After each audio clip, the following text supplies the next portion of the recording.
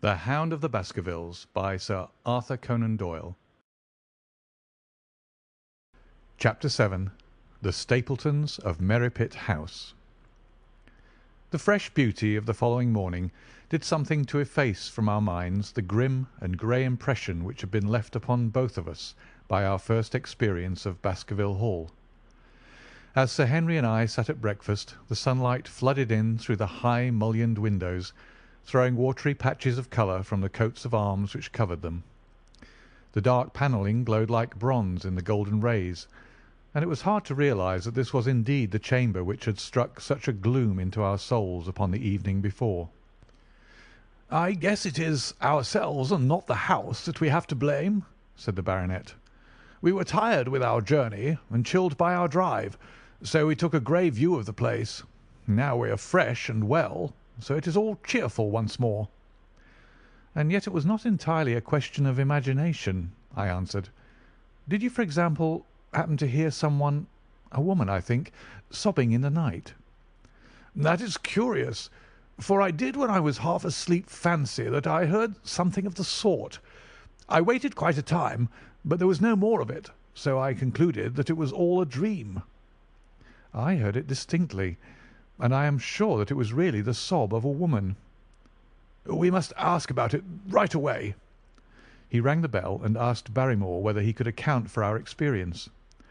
It seemed to me that the pallid features of the butler turned a shade paler still as he listened to his master's question. "There are only two women in the house, Sir Henry," he answered. "One is the scullery maid, who sleeps in the other wing. The other is my wife, and I can answer for it that the sound could not have come from her." And yet he lied as he said it, for it chanced that after breakfast I met Mrs. Barrymore in the long corridor with the sun full upon her face. She was a large, impassive, heavy-featured woman with a stern, set expression of mouth, but her telltale eyes were red and glanced at me from between swollen lids. It was she, then, who wept in the night, and if she did so her husband must know it. Yet he had taken the obvious risk of discovery in declaring that it was not so. Why had he done this, and why did she weep so bitterly? Already round this pale-faced, handsome, black-bearded man there was gathering an atmosphere of mystery and of gloom. It was he who had been the first to discover the body of Sir Charles, and we had only his word for all the circumstances which led up to the old man's death. Was it possible that it was Barrymore after all whom we had seen in the cab in Regent Street? The beard might well have been the same. The cabman had described a somewhat shorter man, but such an impression might easily have been erroneous. How could I settle the point forever? Obviously the first thing to do was to see the Grimpen postmaster and find whether the test telegram had really been placed in Barrymore's own hands. Be the answer what it might, I should at least have something to report to Sherlock Holmes. Sir Henry had numerous papers to examine after breakfast, so that the time was propitious for my excursion. It was a pleasant walk of 4 miles along the edge of the moor, leading me at last to a small grey hamlet in which two larger buildings, which proved to be the inn and the house of Dr. Mortimer, stood high above the rest. The postmaster, who was also the village grocer, had a clear recollection of the telegram. "Certainly, sir," said he. "I had the telegram delivered to Mr. Barrymore exactly as directed." "Who delivered it?" "My boy here, James. You delivered that telegram to Mr. Barrymore at the Hall last week, did you not?" "Yes, father, I delivered it." "Into his own hands?" I asked. "Well, he was up in the loft at the time, so that he could not put into his own hands, but I gave it into Mrs. Barrymore's hands, and she promised to deliver it at once." "Did you see Mr. Barrymore?" "No, sir. I tell you he was in the loft." "If you didn't see him, how do you know he was in the loft?" "Well, surely his own wife ought to know where he is," said the postmaster testily. "Didn't he get the telegram? If there's any mistake, it is for Mr. Barrymore himself to complain." It seemed hopeless to pursue the inquiry any farther, but it was clear that in spite of Holmes's ruse we had no proof that Barrymore had not been in London all the time. Suppose that it were so. Suppose that the same man had been the last who had seen Sir Charles alive, and the first to dog the new heir when he returned to England. What then? Was he the agent of others, or had he some sinister design of his own? What interest could he have in persecuting the Baskerville family? I thought of the strange warning clipped out of the leading article of the Times. Was that his work, or was it possibly the doing of someone who was bent upon counteracting his schemes? The only conceivable motive was that which had been suggested by Sir Henry, that if the family could be scared away, a comfortable and permanent home would be secured for the Barrymores. But surely such an explanation as that would be quite inadequate to account for the deep and subtle scheming which seemed to be weaving an invisible net around the young baronet. Holmes himself had said that no more complex case had come to him in all the long series of his sensational investigations. I prayed as I walked back along the grey, lonely road that my friend might soon be freed from his preoccupations and able to come down to take his heavy burden of responsibility from my shoulders. Suddenly my thoughts were interrupted by the sound of running feet behind me, and by a voice which called me by name. I turned, expecting to see Dr. Mortimer, but to my surprise it was a stranger who was pursuing me. He was a small, slim, clean-shaven, prim-faced man, flaxen-haired and lean-jawed, between 30 and 40 years of age, dressed in a grey suit and wearing a straw hat. A tin box for botanical specimens hung over his shoulder, and he carried a green butterfly net in one of his hands. "You will, I am sure, excuse my presumption, Dr. Watson," said he as he came panting up to where I stood. "Here on the moor we are a homely folk, and do not wait for formal introductions. You may possibly have heard my name from our mutual friend Mortimer. I am Stapleton of Merripit House." "Your net and box would have told me as much," said I, for I knew that Mr. Stapleton was a naturalist. "But how did you know me?" "I have been calling on Mortimer, and he pointed you out to me from the window of his surgery as you passed. As our road lay the same way, I thought that I could overtake you and introduce myself. I trust that Sir Henry is none the worse for his journey." "He's very well, thank you." "We were all rather afraid that after the sad death of Sir Charles, the new baronet might refuse to live here. It is asking much of a wealthy man to come down and bury himself in a place of this kind, but I need not tell you that it means a very great deal to the countryside. Sir Henry has, I suppose, no superstitious fears in the matter?" "I do not think that it is likely." "Of course you know the legend of the fiend dog which haunts the family?" "I have heard of it." "It is extraordinary how credulous the pheasants are about here. Any number of them are ready to swear that they have seen such a creature upon the moor." He spoke with a smile, but I seemed to read in his eyes that he took the matter more seriously. "The story took a great hold upon the imagination of Sir Charles, and I have no doubt that it led to his tragic end." "But how?" "His nerves were so worked up that the appearance of any dog might have had a fatal effect upon his diseased heart. I fancy that he really did see something of the kind upon that last night in the yew alley. I feared that some disaster might occur, for I was very fond of the old man, and I knew that his heart was weak." "How did you know that?" "My friend Mortimer told me." "You think, then, that some dog pursued Sir Charles, and that he died of fright in consequence?" "Have you any better explanation?" "I have not come to any conclusion." "Has Mr. Sherlock Holmes?" The words took away my breath for an instant, but a glance at the placid face and steadfast eyes of my companion showed that no surprise was intended. "It is useless for us to pretend that we do not know you, Dr. Watson," said he. "The records of your detective have reached us here, and you could not celebrate him without being known yourself. When Mortimer told me your name, he could not deny your identity. If you are here, then it follows that Mr. Sherlock Holmes is interesting himself in the matter, and I am naturally curious to know what view he may take." "I am afraid that I cannot answer that question."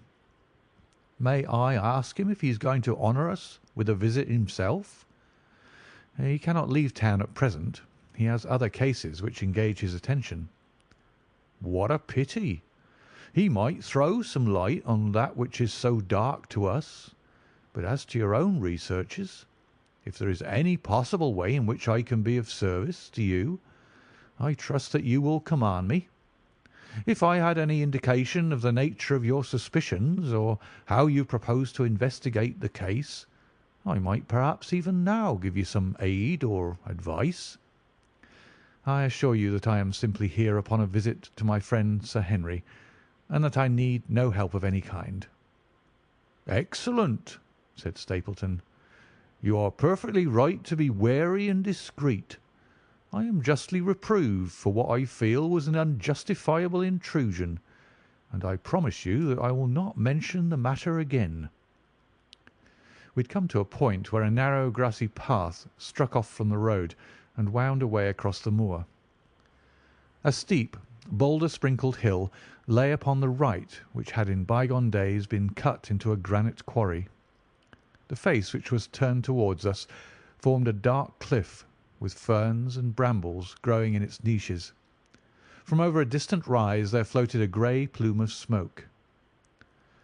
"A moderate walk along this moor path brings us to Merripit House," said he. "Perhaps you will spare an hour that I may have the pleasure of introducing you to my sister." My first thought was that I should be by Sir Henry's side, but then I remembered the pile of papers and bills with which his study table was littered. It was certain that I could not help with those, and Holmes had expressly said that I should study the neighbours upon the moor. I accepted Stapleton's invitation, and we turned together down the path. "It is a wonderful place, the moor," said he, looking round over the undulating downs, long green rollers with crests of jagged granite foaming up into fantastic surges. "You never tire of the moor. You cannot think the wonderful secrets which it contains. It is so vast and so barren, and so mysterious." "You know it well, then?" "I have only been here 2 years. The residents would call me a newcomer. We came shortly after Sir Charles settled, but my tastes led me to explore every part of the country round, and I should think that there are few men who know it better than I do." "Is it hard to know?" "Very hard. You see, for example, this great plain to the north here, with the queer hills breaking out of it. Do you observe anything remarkable about that?" "It would be a rare place for a gallop." "You would naturally think so, and the thought has cost several their lives before now. You notice those bright green spots scattered thickly over it?" "Yes, they seem more fertile than the rest." Stapleton laughed. "That is the great Grimpen Mire," said he. "A false step yonder means death to man or beast. Only yesterday I saw one of the moor ponies wander into it. He never came out. I saw his head for quite a long time craning out of the bog hole, but it sucked him down at last. Even in dry seasons it is a danger to cross it, but after these autumn rains it is an awful place. And yet I can find my way to the very heart of it and return alive. By George, there's another of those miserable ponies." Something brown was rolling and tossing among the green sedges. Then a long, agonized, writhing neck shot upward, and a dreadful cry echoed over the moor. It turned me cold with horror, but my companion's nerves seemed to be stronger than mine. "It's gone," said he. "The mire has him. 2 in 2 days, and many more, perhaps, for they get in the way of going there in the dry weather, and never know the difference until the mire has them in its clutches. It's a bad place, the great Grimpen Mire." "And you say you can penetrate it?" "Yes. There are 1 or 2 paths which a very active man can take. I have found them out." "But why should you wish to go into so horrible a place?" "Well, you see the hills beyond. They are really islands cut off on all sides by the impassable mire which has crawled round them in the course of years. That is where the rare plants and the butterflies are, if you have the wit to reach 'em." "I shall try my luck some day." He looked at me with a surprised face. "For God's sake, put such an idea out of your mind," said he. "Your blood would be upon my head. I assure you that there would not be the least chance of your coming back alive. It is only by remembering certain complex landmarks that I am able to do it." "Hallo!" I cried. "What is that?" A long, low moan, indescribably sad, swept over the moor. It filled the whole air, and yet it was impossible to say whence it came. From a dull murmur it swelled into a deep roar, and then sank back into a melancholy, throbbing murmur once again. Stapleton looked at me with a curious expression in his face. "Queer place, the moor," said he. "But what is it?" "The peasants say it is the Hound of the Baskervilles calling for its prey. I've heard it once or twice before, but never quite so loud." I looked round with a chill of fear in my heart at the huge swelling plain mottled with the green patches of rushes. Nothing stirred over the vast expanse save a pair of ravens which croaked loudly from a tor behind us. "You are an educated man. You don't believe such nonsense as that," said I. "What do you think is the cause of so strange a sound?" "Bogs make queer noises sometimes. It's the mud settling or the water rising or something." "No, no, that was a living voice." "Well, perhaps it was. Did you ever hear a bittern booming?" "No, I never did." "It is a very rare bird, practically extinct in England now, but all things are possible upon the moor. Yes, I should not be surprised to learn that what we have heard is the cry of the last of the bitterns." "It's the weirdest, strangest thing that ever I heard in my life." "Yes, it's rather an uncanny place altogether. Look at the hillside yonder. What do you make of those?" The whole steep slope was covered with grey circular rings of stone, a score of them at least. "What are they? Sheep pens?" "No, they are the homes of our worthy ancestors. Prehistoric man lived thickly on the moor, and as no one in particular has lived there since, we find all his little arrangements exactly as he left them. These are his wigwams with the roofs off. You can even see his hearth and his couch if you have the curiosity to go inside." "But it is quite a town. When was it inhabited?" "Neolithic man. No date." "What did he do?" "He grazed his cattle on those slopes, and he learned to dig for tin when the bronze sword began to supersede the stone axe. Look at the great trench in the opposite hill. That is his mark. Yes, you will find some very singular points about the moor, Dr. Watson. Oh, excuse me an instant. It is surely Cyclopides." A small fly or moth had fluttered across our path, and in an instant Stapleton was rushing with extraordinary energy and speed in pursuit of it. To my dismay, the creature flew straight for the great mire, and my acquaintance never paused for an instant, bounding from tuft to tuft behind it, his green net waving in the air. His grey clothes and jerky, zigzag, irregular progress made him not unlike some huge moth himself. I was standing watching his pursuit with a mixture of admiration for his extraordinary activity and fear lest he should lose his footing in the treacherous mire, when I heard the sound of steps, and turning round found a woman near me upon the path. She had come from the direction in which the plume of smoke indicated the position of Merripit House, but the dip of the moor had hid her until she was quite close. I could not doubt that this was the Miss Stapleton of whom I had been told, since ladies of any sort must be few upon the moor. and I remembered that I had heard someone describe her as being a beauty. The woman who approached me was certainly that, and of a most uncommon type. There could not have been a greater contrast between brother and sister, for Stapleton was neutral tinted, with light hair and grey eyes, while she was darker than any brunette whom I had seen in England, slim, elegant, and tall. She had a proud, finely cut face, so regular that it might have seemed impassive were it not for the sensitive mouth and the beautiful dark, eager eyes. With her perfect figure and elegant dress she was indeed a strange apparition upon a lonely moorland path. Her eyes were on her brother as I turned, and then she quickened her pace towards me. I had raised my hat, and was about to make some explanatory remark, when her own words turned all my thoughts into a new channel. "Go back," she said. "Go straight back to London instantly." I could only stare at her in stupid surprise. Her eyes blazed at me, and she tapped the ground impatiently with her foot. "Why should I go back?" I asked. "I cannot explain." She spoke in a low, eager voice, with a curious lisp in her utterance. "But for God's sake, do what I ask you. Go back and never set foot upon the moor again." "But I've only just come."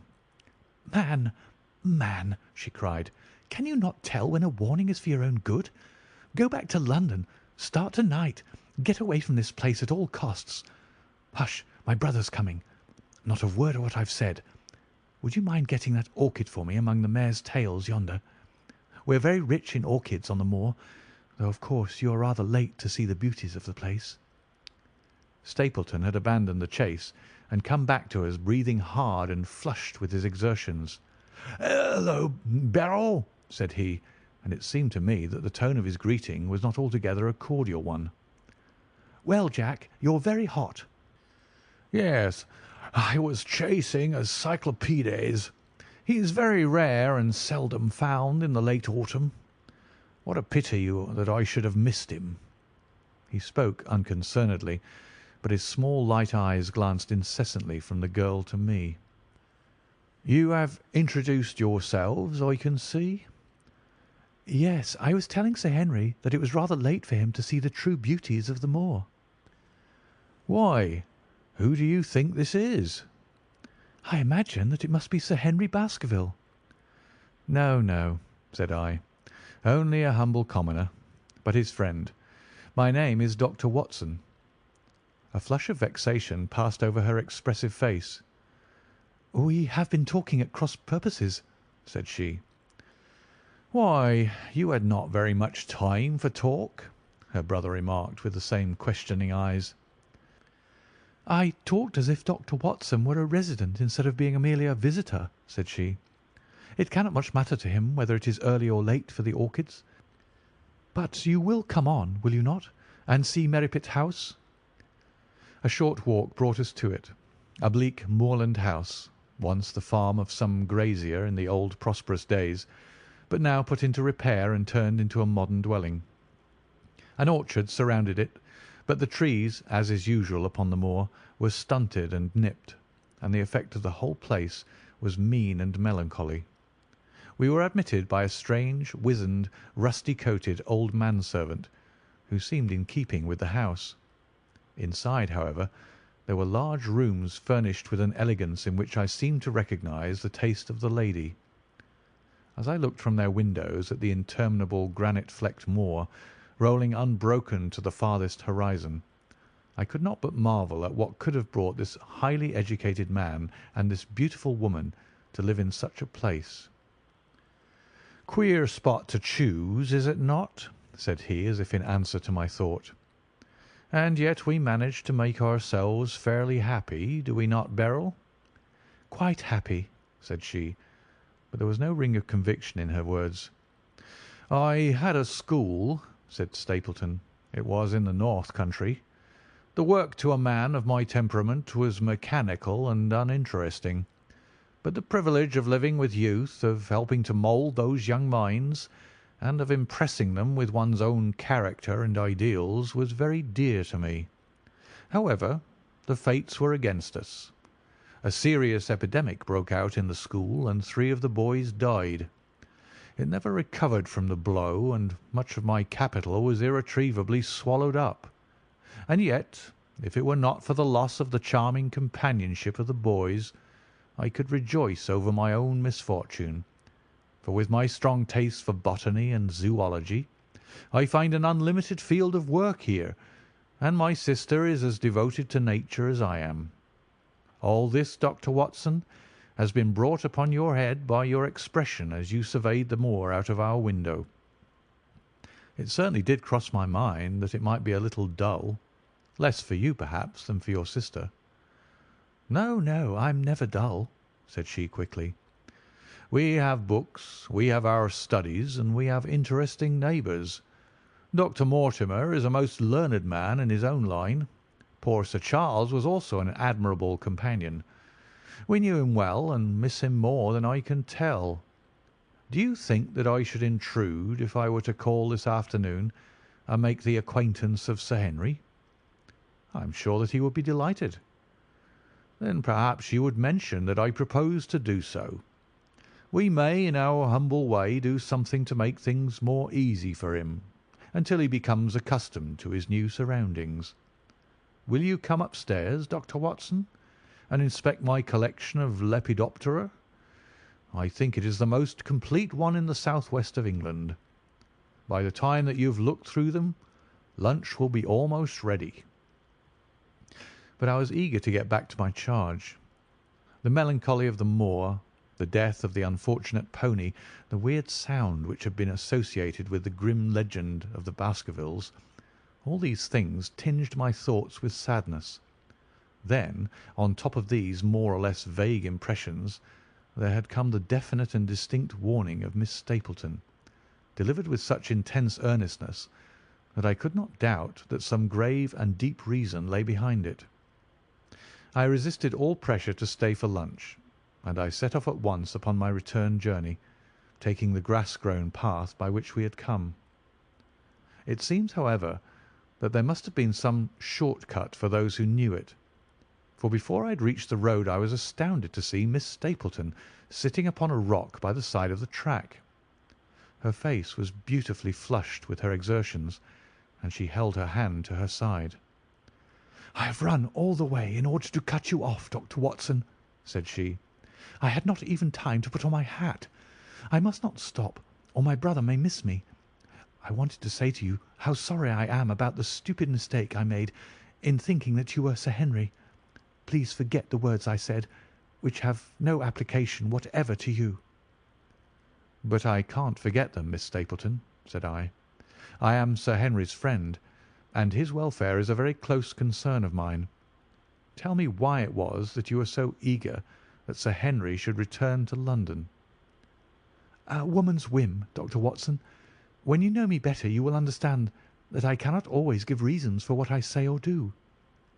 "No, no, I remember the thrill in your voice. I remember the look in your eyes. Please, please be frank with me, Miss Stapleton, for ever since I have been here I have been conscious of shadows all round me.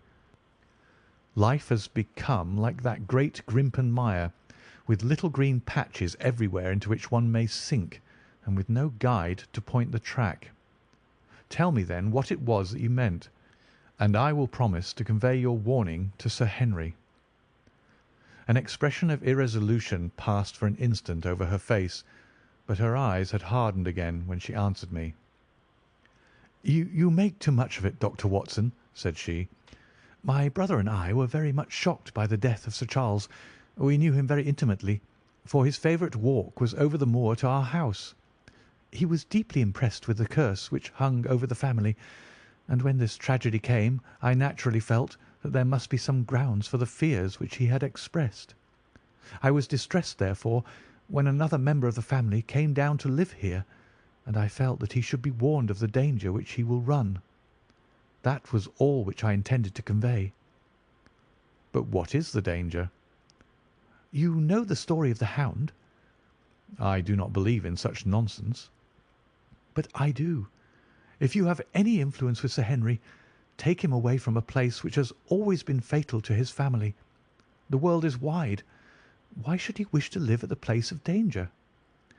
"Because it is the place of danger. That is Sir Henry's nature. I fear that unless you can give me some more definite information than this, it would be impossible to get him to move." "I cannot say anything definite, for I do not know anything definite." "I would ask you one more question, Miss Stapleton. If you meant no more than this when you first spoke to me, why should you not wish your brother to overhear what you said? There's nothing to which he or anyone else could object." "My brother is very anxious to have the Hall inhabited, for he thinks it is for the good of the poor folk upon the moor. He would be very angry if he knew that I have said anything which might induce Sir Henry to go away. But I have done my duty now, and I will say no more. I must go back, or he will miss me and suspect that I have seen you. Good-bye." She turned and had disappeared in a few minutes among the scattered boulders, while I, with my soul full of vague fears, pursued my way to Baskerville Hall. End of Chapter 7.